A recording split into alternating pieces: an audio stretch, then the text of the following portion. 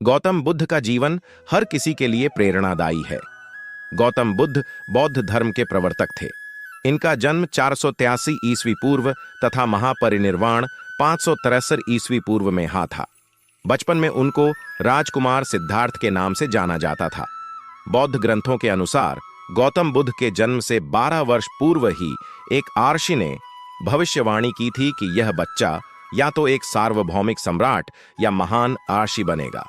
35 वर्ष की आयु में उन्हें ज्ञान की प्राप्ति हुई थी। वह संसार का मोह त्याग कर तपस्वी बन गए थे और परम ज्ञान की खोज में चले गए थे। आइए आज हम आपको सिद्धार्थ के महात्मा बुद्ध बनने तक के सफर के बारे में बताते हैं। जन्म काल बुद्ध का गोत्र गौतम था। बुद्ध का वास्तविक नाम सिद्धार्थ गौतम था। उनका जन्म शाक्य गणराज्य की राजधानी कपिलवस्तु के निकट लुम्बिनी में हुआ था। बुद्ध के जन्म के 7 दिन के भीतर ही उनकी माता का देहांत हो गया था। उनका पालन पोषण उनकी मौसी गौतमी ने किया था। शिशु का नाम सिद्धार्थ रखा गया था। शाक्य वंश के राजा शुद्धोधन सिद्धार्थ के पिता थे।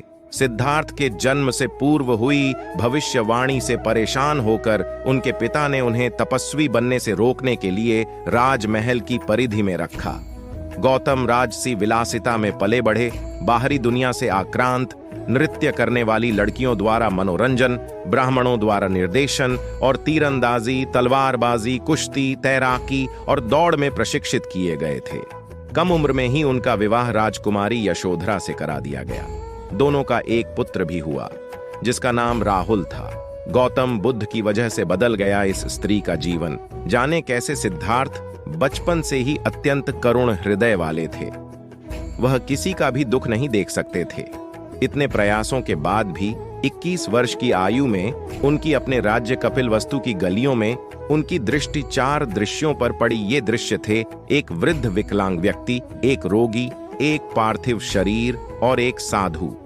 इन 4 दृश्यों को देखकर सिद्धार्थ समझ गए थे कि सबका जन्म होता है, सबको बुढ़ापा आता है, सबको बीमारी होती है और एक दिन सब मृत्यु को प्राप्त होते हैं। इससे व्यथित होकर उन्होंने अपना धनवान जीवन, अपनी पत्नी, पुत्र एवं राजपाट का त्याग करते हुए साधु का जीवन अपना लिया और जन्म, बुढ़ापा, दर्द, बीमारी और मृत्यु से जुड़े सवालों की खोज में निकल गए। ज्ञान की प्राप्ति सिद्धार्थ ने अपने प्रश्नों के उत्तर ढूंढने शुरू किए। समुचित ध्यान लगा पाने के बाद भी उन्हें इन प्रश्नों के उत्तर नहीं मिले। फिर उन्होंने तपस्या भी की, लेकिन अपने प्रश्नों के उत्तर नहीं मिले। इसके बाद कुछ और साथियों के साथ अधिक कठोर तपस्या प्रारंभ की। ऐसे करते हुए 6 वर्ष व्यतीत हो गए। भूख से व्याकुल मृत्यु के निकट पहुंचकर बिना प्रश्नों के उत्तर पाए वह कुछ और करने के बारे में विचार करने लगे थे। एक गांव में भोजन की तलाश में निकल गए।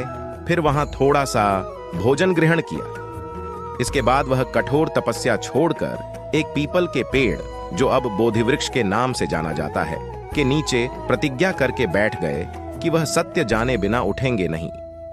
वह सारी रात बैठे रहे और माना जाता है यही वह क्षण था जब सुबह के समय उन्हें पूर्ण ज्ञान की प्राप्ति हुई थी। उनकी अविजया नष्ट हो गई और उन्हें निर्वण यानी बोधि प्राप्त हुई और वे 35 वर्ष की आयु में बुद्ध बन गए। बुद्ध को शाक्यमुनि के रूप में भी जाना जाता है। 7 हफ्तों तक उन्होंने मुक्ति की स्वतंत्रता और शांति का आनंद लिया। प्रारंभ में तो वह अपने बोधि के बारे में दूसरों को ज्ञान नहीं देना चाहते थे। बुद्ध का मानना था कि अधिकांश लोगों को समझाना बहुत मुश्किल होगा। मान्यता है कि बुद्ध को स्वयं ब्रह्मा जी ने अपने ज्ञान को लोगों तक पहुंचने का आग्रह किया था। फिर वह इस पर सहमत हो गए। इस तरह उन्होंने अपना पहला धर्मोपदेश उत्तर प्रदेश के वाराणसी के पास सारनाथ में अपने पहले मित्रों को दिया था।